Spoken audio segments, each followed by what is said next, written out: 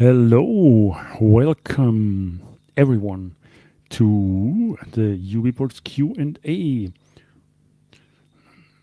the show where we answer your questions. We have news from the community, from the developers, and this is episode 148, and I guess approaching 150 is a kind of excitement.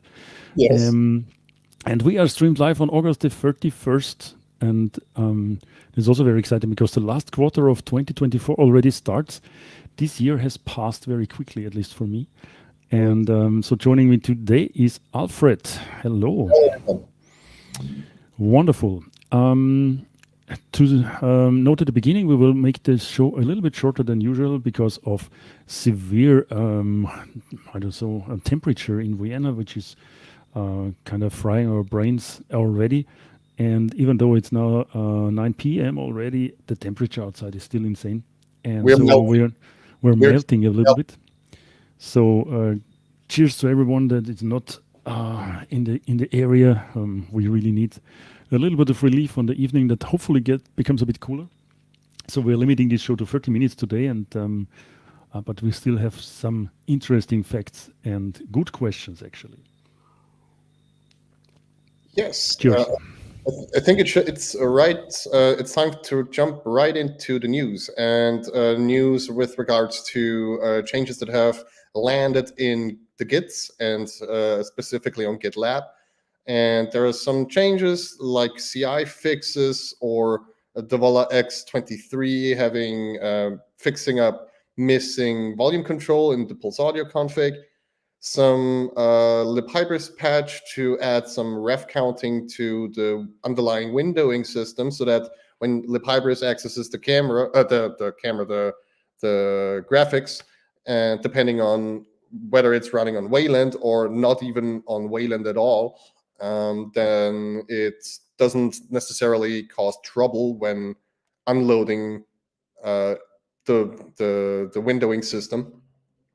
There's also a little bit of changes for Lomiri Online Accounts plugins, where there was a flaw when porting from Ubuntu Online Accounts to Lomiri Online Accounts, and a little bit of other things. Let's get to the second page here. A backport of PID FDs to the Fairphone 4 kernel, add PID FD to wait ID, excuse me, and allowing telephony service to compile with CrossBuilder, a little bit of migration with regards to sign-only and, or rather, GNOME introspection 1.2 sign-on with Lomiri Online Accounts plugins. Lomiri Sync Monitor also has new account QML changes where it's now using online accounts instead of Lomiri online accounts for now, it seems. And more various changes that have landed. So it's really a lot of little fix-ups, while the packaging efforts to bring more packages to Noble is ongoing, which is going to result in a usable image hopefully soon. And considering that there should be no major roadblocks in the mix, so this is a very nice state that we're in right now. And also a little bit of just jumping right to experiments right here. Not much of experiments, so to say, but rather digging out the Mimi browser that I was working on. And I've considered to release beta, or maybe let's consider it being an alpha state, a very early preview of what it could look like, assuming that I get a little bit of UI work finished. But as soon as that one is finished, we can, or I will probably release a build to the open store that is confined, that doesn't need any restrictions loosened or something, and has quite good support for modern websites. So yeah, I'm considering doing something with regards to that, so that people can actually finally give it a shot without it baking for too long. so to say. That's absolutely great, and I tried already this alpha build that you did some time ago. Mhm. Maybe just for listeners that did not really they weren't around when we talked about this on the first time. Maybe give a two-sentence thing about what it's based on, and yeah, what's the improvement in terms of compared to Qt Web Engine from your point of view? So the Mini browser is in the back using WebKit, the browser engine shipped by Apple, or mainly very predominantly developed by Apple, and it is based on WebKit for the fact that it allows us to integrate the graphics in a way that is very much allowing high performance use cases. And also, it's a modern approach to packaging the web engine in the click instead of shipping one browser engine in the operating system and having that one stuck for a long time. So we can basically move on top of the stale, quote unquote, stable, as some people would prefer to call, system. We can put the web engine or WebKit on top of that and move freely with regards to updating it. And also a little bit of UI work that I was very much interested in so that it looks like a modern piece of smartphone app, right? Yeah, I mean, this is one of the things that is really important, I guess, because moving forward, we see that many websites now have issues already, browsing, sometimes minor, just UI glitches, but sometimes really usability issues, up to where you cannot use them at all. And so I think un- until we can get the Qt Web Engine updated with the newer Qt, it would be really um, a good bridge or a gap closer to have something that works also maybe for the web apps. Um, so that would be probably a second step to allow creating web apps with it in some way, which would need maybe more changes also to how we're creating web apps these days.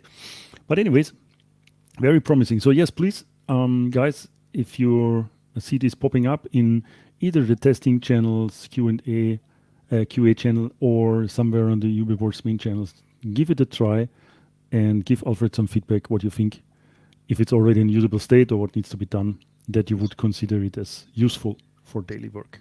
It will not be too featureful as of yet.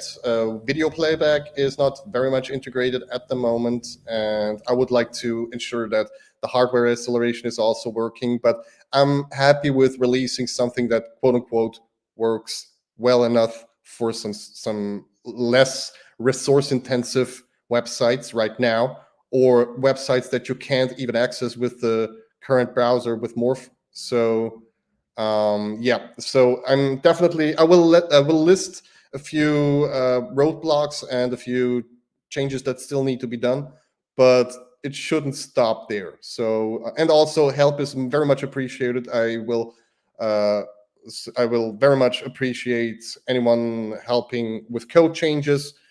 Please don't let me be the only one who has to do this.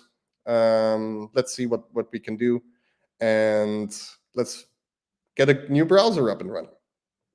Yes, it would be really great, I guess. I hope the guys out there will appreciate it. Um, good. So we can move to the other app news for that week or that show.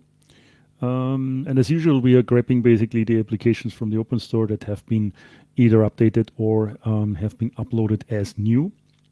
And I guess because it's summertime, there's not so many new apps. People are probably more out there sitting on the side of a pool and enjoying some margaritas or so instead of releasing new apps. There is one known dictionary, a dictionary app for Ubuntu Touch. Very nice. But honestly, I have no clue what a known dictionary is. I will probably have to try it out.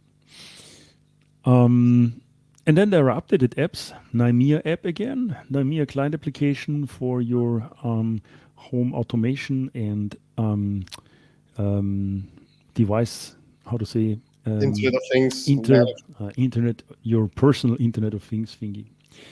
Nymea is a very cool thing.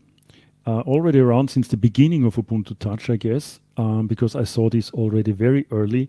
So probably celebrating 10th birthday for that app and infrastructure soon. I will ask our wonderful Michael Zanetti, and he didn't reply before the show on Telegram, but I will ask him maybe to join us again at some point in time in one of the shows to give a little bit of update on what's going on with Nimea and why it's really cool and important for them to have support on Ubuntu Touch. Odoo project timesheet alpha release connectivity with Odoo on which user can fill timesheet entries. Oh, that's very nice. Imagine that you're working, I don't know, as a road warrior for a company, and you're running around with your phone all day and have to track your time that you spend with clients and stuff like this.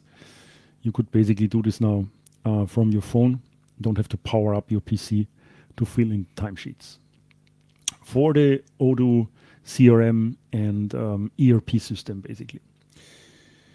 There is ear training application, and me as a musician, how to point towards the instrument. That's the wrong way. My camera is mirrored in the wrong way. You can see there is the guitar in the back. And ear training is a very important part. If you want to become a better musician, you should train your ear to distinguish music and notes by hearing them and to know, okay, this is a C, this is an E, this is an F, which I cannot do at all. I can distinguish, okay, this note is higher, this note is lower, and I will approximate maybe a little bit what it could be, but it's really hard to get to the point. So you should do this daily, probably in the beginning, and hearing notes and seeing what is their name, and to really know, starting to know intervals and notes, and then chords also. And so ear training is a very important part of a musical career. So it's nice that we have an application here.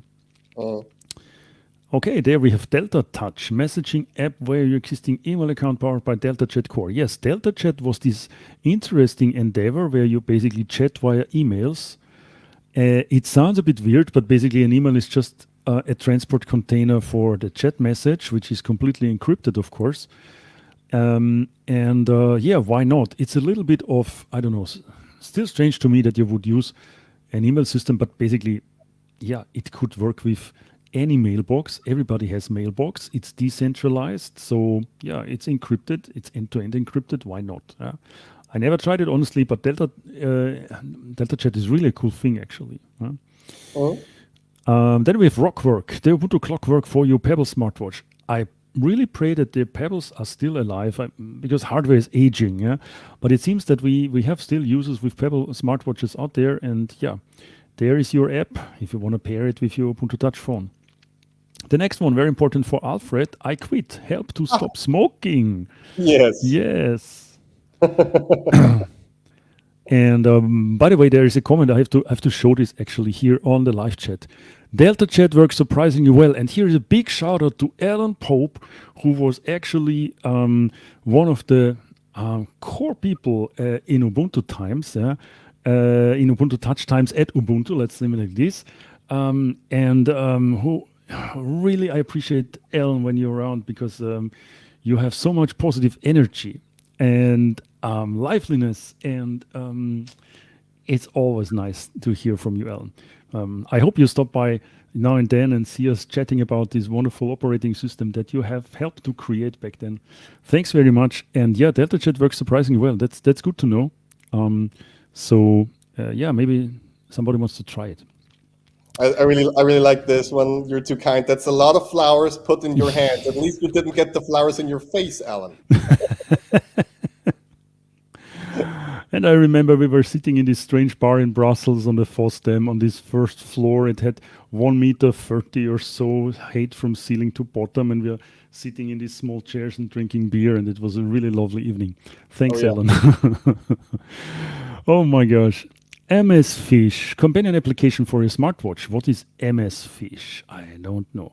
It's for a different set of hardware, not for the Pebbles, but I would like to take a look right now. Open Store. We We're trained professionals and we're screwing it up right this moment. That's no problem. We're trained to screw up as well. I'm moving on to UPiano, a small piano app, and actually, my kids love UPiano. It's really, well, you cannot compare it with a real piano, of course, but they also cannot play a real piano, so they like it. Yeah, it just makes noises for them. If you can play a real piano, you probably can get more value out of it. Yeah.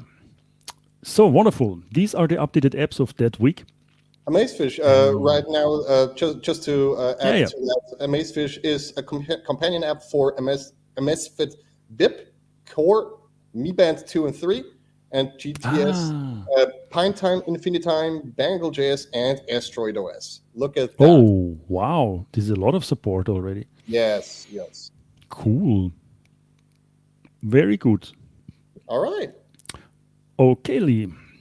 We are already at the middle of our 30 minutes reduced showtime today, so it's time for sponsors and patrons. Yes, indeed.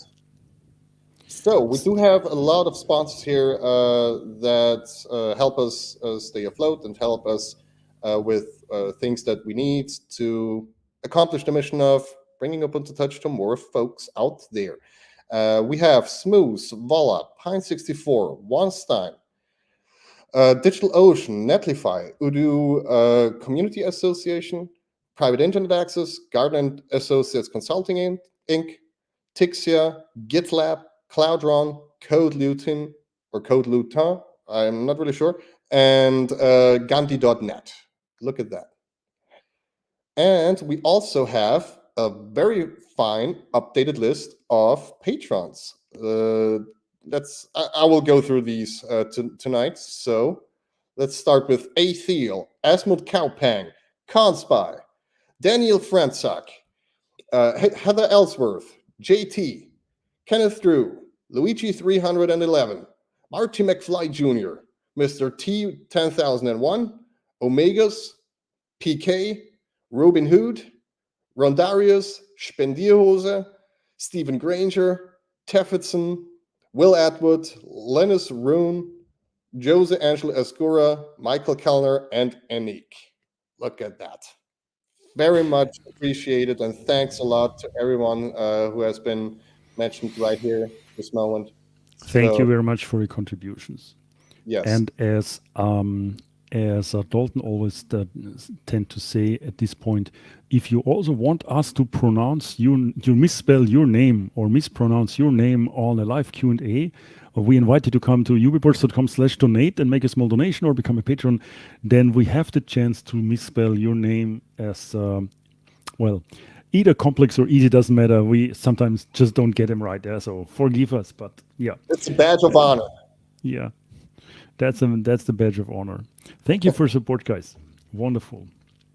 Very much appreciated. Thank you. So there is already the questions block, and it nicely fits our strategy from today. We don't have so many questions actually. Yeah.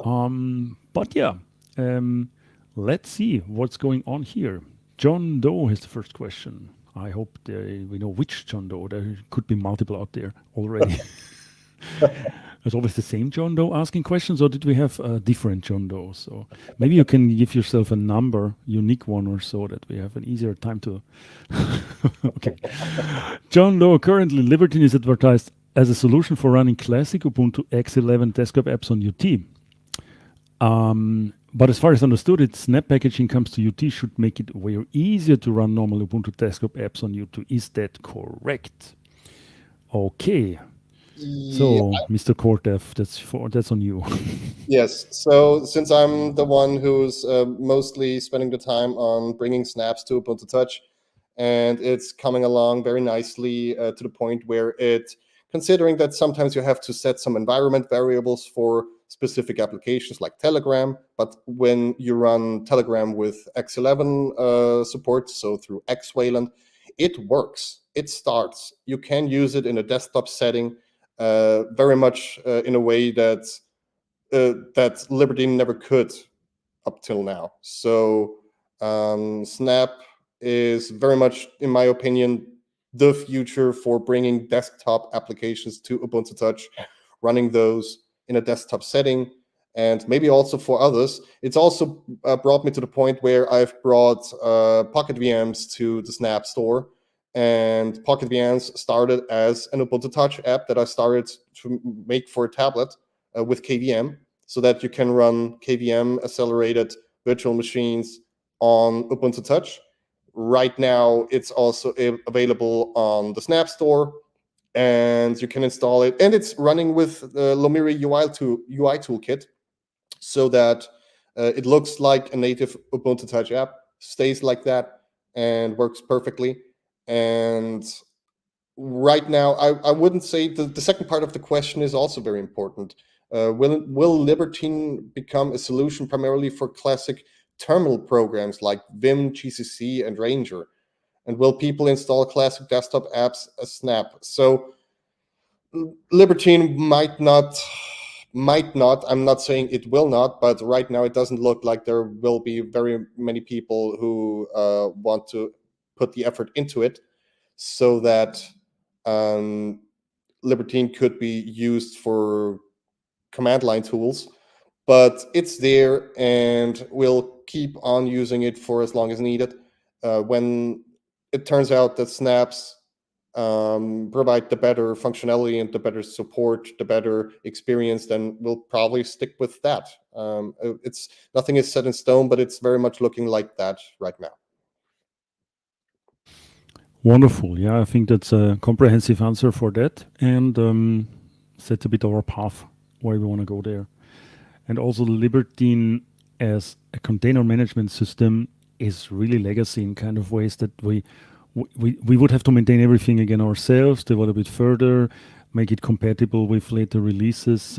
Can be quite a challenge, I would say. So everything that gives us an alternative in that way is a good thing. Yeah. Actually, if you're really interested in installing like terminal applications in a container, get LexD from the Snap Store and install a full-blown Ubuntu container inside of LexD or other distribution. It's not only Ubuntu that LexD supports. And right like that, you can set up your preferred development environment the way you intend and envision it. So just moving through those home directory pieces that you might need in the container, and you're good to go. So it's really easy nowadays to get a full-blown development environment on an Ubuntu Touch phone or tablet. So there's that. That sounds actually also like good. It's a good plan. All right, next one. GT news application development for Norman Mobile has been gaining some momentum lately, and there are always some nice apps available. Is it technically possible, feasible, advisable to let no mobile apps run on Ubuntu Touch, or will it be ever in the future? Ooh, tough question. Nothing is stopping folks from using them or bringing them over to Ubuntu Touch. I've also in the past packaged more updated GTK as part of a click and shipped it with the click, so that, for example, VS Codium could run as a click right on the phone or desktop mode device, so that it works. But it needs people to do it, and right now it doesn't seem like many people are interested in bringing those GTK applications over to Ubuntu Touch. But I mean, sure, consistency is very important, but if people really want some GTK app, then why not? So it just needs folks to be interested enough to do it. Yep. As always, contributions welcome. The right IDE is just around the corner, and we have clickable. Okay, that's another story. It's not for system development. Okay, Chemo. Are we waiting for big surprises in the next version? Obvious changes such as the interface, new features, new applications, integration of the features of importing configuration file for VPN. Okay, VPN or import OpenVPN and WireGuard configurations using Network Manager and MCLI. Oh, interesting question. Big surprises or For the start, some no. surprises? For the first step towards a fully functioning Noble system that we're working on right now, not a lot, but we're more like spit and polishing a few things. We're bringing forward a few changes that have not been merged uh, as of yet. We're still improving on, for example, subsurface support so that Wayland applications can actually provide the whole UI that should be shown on the screen so that Lumiri understands what this little sub window of a window is supposed to mean and where it's supposed to be positioned. Still a few changes, but it's more like first and foremost, we're trying to stabilize a few things rather than bringing new UI changes. I personally have, and others also have worked and planned on a few UI changes, but they're nowhere near finished. They're nowhere near upstream. And right now, we would rather just bring those things to a stable point where we can ensure that the system works properly rather than like spicing it up too early. Like you're supposed to add some spice after the meal is cooked. So let's see where it goes. All right. And regarding the VPN configuration, I think this is not a big surprise. That could be some medium-sized feature that we probably should add at some point. And having a nice UI for that. Maybe also some way to send the configuration files via Content Hub into some app that at some point transfers it via backend service into the configuration and then calls network manager, blah blah blah, something like this.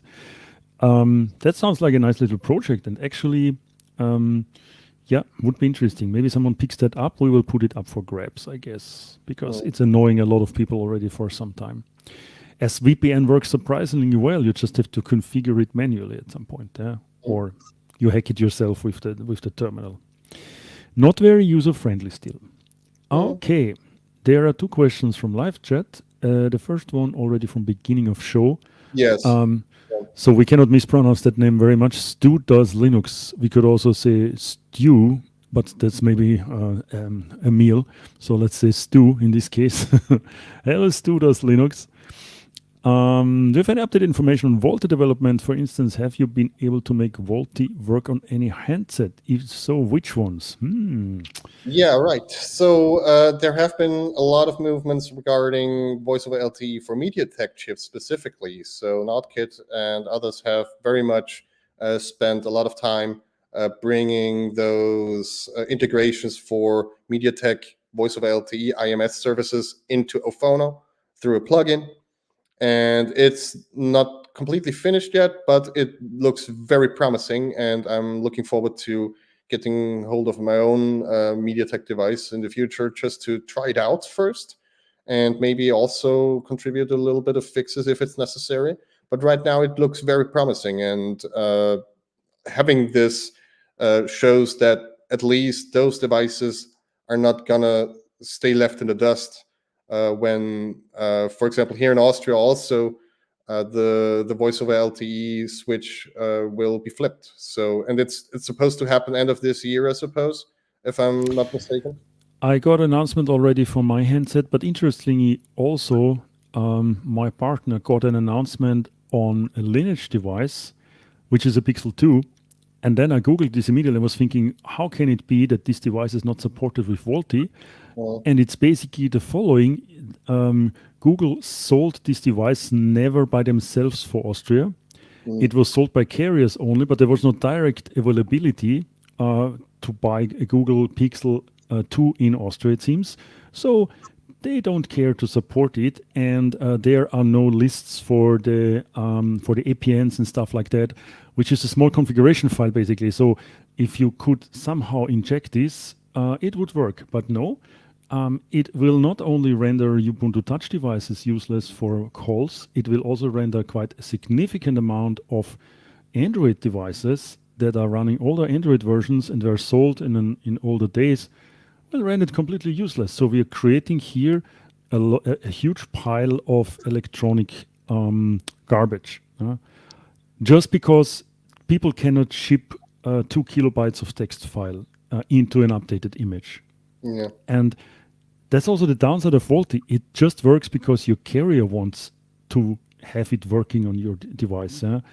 But that's it. If there is no carrier support, if there is no vendor support, it just won't work, regardless which operating system you have. I mean, we can work around this by making these things configurable for ourselves and for our people in some way. But to inject this into an existing Android image, it turns out to be quite hard because the images are signed. You have to kind of root your device. You have to unlock specific features. You have to mess with files from other devices, from other vendors that contain the right settings. Bring them into your device, hope it works, and hope it doesn't break your system. So I also cannot recommend this hack for Android users actually that want to keep their old device. It's not really easy to do, and it doesn't work for all devices. Mm. No, VoLTE is kind of a mess, unfortunately. Mm. But yeah, let's stay positive. I guess there is a software-only solution that can run on MediaTek chipsets, and then we will see from there where we can go with that. Yeah? It's actually the using the IMS services from the Android from the Halium side containers. So Yeah. It's not the software solution in that sense. Yeah, but basically what we're putting together is a software solution that uses the existing software.